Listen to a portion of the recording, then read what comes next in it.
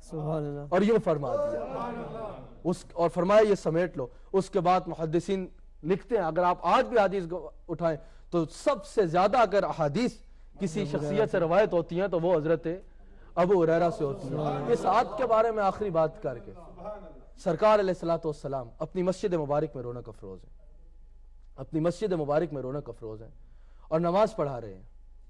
سرکار نے نماز پڑھاتے ہوئے ایک مرتبہ یوں فرمایا، پھر آپ نے یوں فرما لیا، پھر دوسری مرتبہ یوں فرمایا، پھر یوں فرما لیا، 3 دفعہ سرکار نے یوں فرمایا، پھر یوں فرما لیا۔ پھر جب سرکار نے سلام پھیرا تو صحابہ نے عرض کی یا رسول اللہ، ہمارے باپ اور ماں آپ پہ قربان یا رسول اللہ، یا آج آپ نے ایک نماز میں عمل فرمایا، آپ نے 3 مرتبہ اپنے دست حق کو یوں فرمایا پھر یوں فرمایا، یا رسول اللہ یہ کیا تھا؟ سرکار نے فرمایا کہ جب میں نماز پڑھا رہا تھا تو میں مشاہدہ کر رہا تھا کہ جنت کے درختوں پہ انگوروں کا ایک بڑا خوبصورت گچھا مجھے نظر آیا۔ میں نے چاہا کہ وہ میں یہاں لے آؤں، وہ میں تم لوگوں کو یہاں کو، پھر میں نے سوچا کہ اس کو تمہارے لیے وہیں کے لیے چھوڑ دوں، پھر میں نے سوچا کہ لے آؤں، پھر میں نے یہی فیصلہ فرمایا کہ تمہارے لیے اس کو تمہارے لیے رکھوں کہ وہیں پر جا کے، تو جن کے ہاتھ کا یہ عالم ہے کہ کھڑے اپنے ممبر مبارک پر ہیں اور ہاتھ وہاں پر پہنچ رہے، ان کی سماعت اپنے غلاموں کی صدا دنیا میں کسی مقام سے بھی نہیں سن سکتے۔ اللہ کریم ہمیں سرکار کا نمک حلال اور وفادار غلام دے۔ آمین، ماشاءاللہ۔ میں چاہوں گا اگر ہم لائنیں جو ہیں کھولیں گے تو 2 یا 3 کالیں، ہمارے پاس ٹائم وقت نہیں ہے، تو 277-370 01254 اسکرین پہ نمبر ہے 270370. If you want to get in touch and ask Qibla Peer Saab a question, we'll take about 2-3 calls. We finish, got about 20 minutes, so the sooner we can get some calls from you, it would be very, very grateful. حضرت یہ جو میں ویسے کیونکہ topic ہم نے یہ رکھا تھا تصوف، کہ آج کل یہ ایک نیا پریشانی ہے عوام کے لیے. بالکل میری بھی خواہش تھی کہ اسی ٹاپک پہ گفتگو، لیکن اب وقت کی وجہ سے آپ ایک اور انشاءاللہ عزیز جب ربیع الاول شریف میں آپ پھر تشریف لائیں گے تفصیلی انشاءاللہ پھر تفصیلی پروگرام جو ہوگا اس پہ. So I promise you that we will come to up. یہ جو ایک مرشد جو ہے کیسے پہچانتے ہیں لوگ؟ یعنی اگر کوئی یہاں تو ایک ڈرامہ لگا ہے یہاں کہ جو بھی ہے وہ چادر پہن کر پیر بن گیا تو تعویذ دے رہے ہیں، اس کی فیس بھی رکھی ہے، اپوائنٹمنٹ کے لیے بھی فیس رکھی ہے. تو جب یہ ہماری یوتھ جو ہے جب جاتے ہیں کسی ولی کے پاس تو ان کو کیسے محسوس ہوگا کہ میں ولی کے بارگاہ میں بیٹھوں یا چور کی بارگاہ میں بیٹھوں؟ اب کیونکہ وقت بہت تھوڑا ہے، میں اس پہ اپنا تبصرہ کروں اس سے بہتر ہے کہ میں آپ کو یہ اولیاء کی زبان میں ہی بتا دوں. واہ واہ واہ واہ. ایک شخص اس کے دل میں خواہش آئی کہ میں ایک شیخ طریقت پکڑوں، جی ایک شیخ طریقت پکڑوں، کسی شیخ طریقت کا غلام ہوں، لیکن اس کے دل میں یہ خواہش اس لیے آئی کہ میں بھی صاحب کرامت بن جاؤں، میں بھی ایک شیخ طریقت پکڑوں اور صاحب کرامت بن جاؤں، اس روحانیت کی دنیا میں جاؤں اور صاحب کرامت بن جاؤں. اس وقت اس نے کہا کہ پھر میں کسی ایسی شخصیت کا ہاتھ پکڑوں گا جو خود صاحب کرامت ہو. کال ہے شہباز قمر صاحب لنڈن میں ہے. شہباز بھائی السلام علیکم. جی السلام علیکم. وعلیکم السلام. جی آپ کو چینل کو، علامہ صاحب کو اور ساری کائنات کو سلام. السلام. میرا سوال کچھ نہیں ہے، بس میرا اچھا علامہ صاحب نے جو بات کی ہے جی وہ سن رہے ہیں. اللہ سبحانہ تعالی دعا کرے میرے لیے کہ میں سرکار کے قدموں کی اس ذرے کے نیچے سے اٹھوں، آمین. اور جب اٹھوں تو کہوں الصلاۃ والسلام علیک یا سیدی یا رسول اللہ. بہت مہربانی شہباز بھائی کا بہت شکریہ. ٹائم بہت کم ہے تو اگر 2-3 اور کالیں لائیں گے تو پھر قبلہ پیر صاحب کی. جی حضور. جناب تو اس وقت شورا تھا حضرت جنید بغدادی رحمۃ اللہ علیہ، ان کا وہ آپ کی بارگاہ میں حاضر ہوا، بیٹھ گیا. اب نکلا تھا اس نیت سے کہ میں کسی صاحب کرامت کا ہاتھ پکڑوں گا، کسی کے صاحب کرامت کے ہاتھ میں ہاتھ دوں گا. 6 مہینے آپ کی خدمت میں اس نے گزارے. اب آپ کی کرامات کس سے پوشیدہ ہیں؟ صبح و شام کرامات کا ظہور آپ کی بارگاہ سے ہوتا تھا، لیکن آپ اس کو کیونکہ آپ جانتے تھے یہ اولیاء اللہ کی شان ہوتی ہے کہ جب وہ گھر سے نکلا آپ نے اسی وقت اس کا ارادہ جان لیا کہ یہ کرامت دیکھنا چاہتا ہے.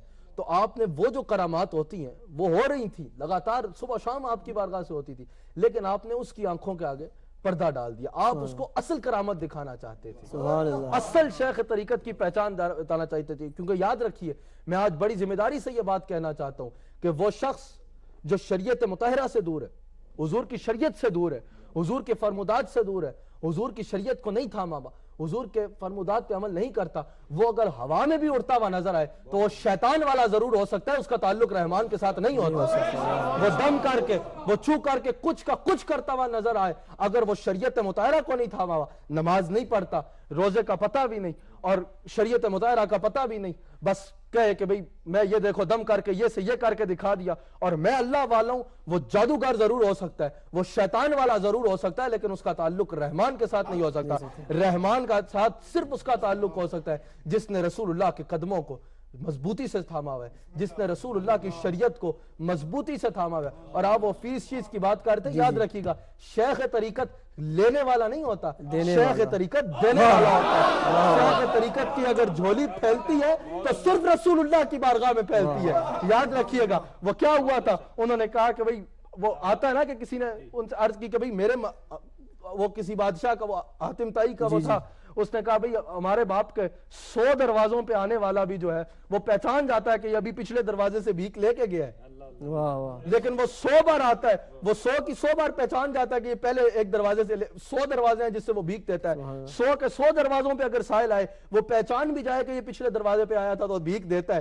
ہمارا مالک ایسا سخی ہے، کسی سرکار کی آل کے فرد سے وہ پوچھے تھے بتاؤ آپ کیا آقا کی کیا شان ہے، انہوں نے فرمایا سن پھر، ابے تیرا اب بھی کوئی سخی ہے کہ 100 دروازوں پہ آیا پھر بھی طلب باقی تھی، اگر 1000 دروازے ہوتے تو 1000 پہ آتا، 1000 پہ بھی بھیک دے دیتا تو اس کو سخی نہیں کہتے۔ سخی ہمارے آقا ہے کہ جن کی بارگاہ سے کسی کو ایک ٹکڑا بھی مل جائے تو قیامت تک اس کو دوبارہ کسی ٹکڑے کی ضرورت نہیں رہتی۔ ماشاءاللہ وسیم صاحب ہیں لوٹن میں۔ وسیم بھائی السلام علیکم۔ وعلیکم السلام ورحمۃ اللہ حضور۔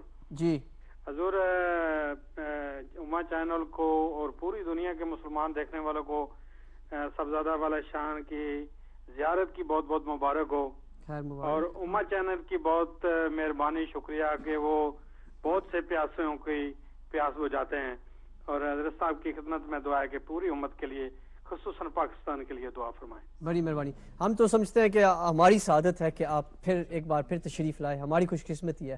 جی حضرت آپ فرما رہے تھے۔ تو جو سرکار کے در کا سوالی ہوتا ہے، جو سرکار کے در کا غلام ہوتا ہے، بندہ شیخ طریقت کب بنتا ہے؟ جب اس کے گلے میں رسول اللہ کی غلامی کا پٹا آ جاتا ہے، جب اس کے گلے میں رسول اللہ کی غلامی کا توق آ جاتا ہے، جب وہ رسول اللہ کا سائل بن جاتا ہے، جب اس کو رسول اللہ کے خانے کرم سے کوئی ٹکڑا مل جاتا ہے تو پھر اس کو کہا جاتا ہے کہ یہ شیخ طریقت ہے، پھر اس کو کہا جاتا ہے کہ یہ اللہ والا ہے۔ اور جس کو رسول اللہ کے در سے بھیک ملتی ہو وہ دنیا سے بھیک لیتا نہیں ہے بلکہ وہ دنیا کو بھیک دیتا ہے۔ تو یاد رکھیے گا کوئی بھی ایسا شخص جو آپ سے اس طرح مانگ کے لیتا ہے وہ آپ کے مال کا بھی لٹیرا ہے اور آپ کے ایمان کا بھی لٹیرا ہے۔ جب آپ کسی اللہ والے کو پکڑیں گے تو اس اللہ والے کی برکات سے ہر حوالے سے آپ کو ضرور وہ عطا فرمائے گا، لیکن وہ آپ سے کچھ لینے والا نہیں ہوگا۔ تو میں بات کر رہا تھا کہ وہ شخص نکلا آپ کی بارگاہ میں 6 مہینے رہا اور پھر عرض کرتا ہے کہ یا حضرت جنید بغدادی کو عرض کرتا ہے، وہ جو بیعت کی نیت سے نکلا تھا کہ مجھے اجازت دے میں جانا چاہتا ہوں۔ آپ نے فرمایا 6 مہینے میرے پاس رہا، اب جانا چاہتا ہے کیا؟ اس نے کہا حضرت معاملہ یہ ہے کہ میں کرامت دیکھنے آیا، میں بیعت ہونے آیا تھا، مرشد کی تلاش میں نکلا تھا، اور میں یہ فیصلہ کیا تھا کہ میں جو شیخ پکڑوں گا، جو مرشد پکڑوں گا، وہ ایسا پکڑوں گا جو صاحب کرامت ہو۔ تو حضرت میں 6 مہینے آپ کی بارگاہ میں رہا، 6 مہینے آپ کے پاس رہا، میں نے کوئی کرامت نہیں دیکھی، اس لیے میں اجازت مانگتا ہوں، جانا چاہتا ہوں، آگے کسی کی تلاش کروں۔ آپ نے فرمایا جانا چاہتا ہے ٹھیک ہے، لیکن مجھے ایک بات کا جواب دے، تو 6 مہینے میرے پاس رہا، کرامت کی تلاش میں آیا تھا، تو میرے ایک ایک عمل پہ تو نظر بھی رکھتا ہوگا۔ اس نے کہا جی حضرت آپ کے ایک ایک عمل پہ 6 مہینے میں نے بھرپور نظر رکھی۔ آپ فرمایا تو نے میرا ایک عمل بھی ان 6 مہینے میں کوئی ایسا پایا جو سرکار کے فرمودات سے ہٹ کے ہو، جو سرکار کی شریعت سے ہٹ کے ہو، جو سرکار سے دور ہو؟ انہوں نے کہا نہیں یا حضرت، میں نے آپ کا ایک ایک عمل رسول اللہ کی غلامی میں ڈوبا ہوا پایا، رسول اللہ کی اتباع میں پایا۔ تو آپ نے فرمایا جان لو کرامت اسی کا نام ہے، اس سے بڑھ کے کوئی کرامت نہیں ہے، کیونکہ جب بندہ فنا فی الشیخ ہوتا ہے پھر وہ فنا فی الرسول ہوتا ہے۔ تصوف میں پہلی منزل فنا فی الشیخ، بندہ اپنے شیخ کے اوپر سب کچھ فنا کر دے، شیخ ہونا چاہیے، شیخ پہ سب کچھ فنا کر دے۔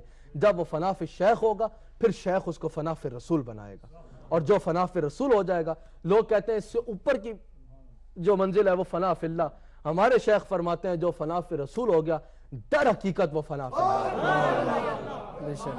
پھر اس پہ یہ رموز کھولتے ہیں. یہ خالہ جی کے گھر کی بات نہیں ہے, یہ تصوف, یہ روحانیت, یہ دنیا, یہ خالہ جی کے گھر کی بات نہیں ہے کہ ویسے ہی بیٹھے بیٹھے 2 کتابیں پڑھی, 2 بندوں نے ہاتھ چوم لیے تو بندہ کہے بھئی میرے سے بڑا شیخ طریقت کوئی نہیں.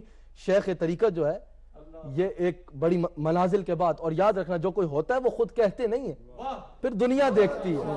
اور شیخ طریقت کی پہچان یہ ہے کہ اس کے پاس جب کوئی بیٹھے گا تو اس کے دل میں رسول اللہ کی محبت بڑھ جائے گی. جس طرح حضور نے فرمایا کہ اللہ والے کی پہچان یہ ہے کہ اس کو دیکھو تو اللہ یاد آ جائے. ماشاءاللہ. میرا خیال رضوانہ جوزبری میں ہے. السلام علیکم میری بہن. وعلیکم السلام بھائی, کیسے ہیں آپ؟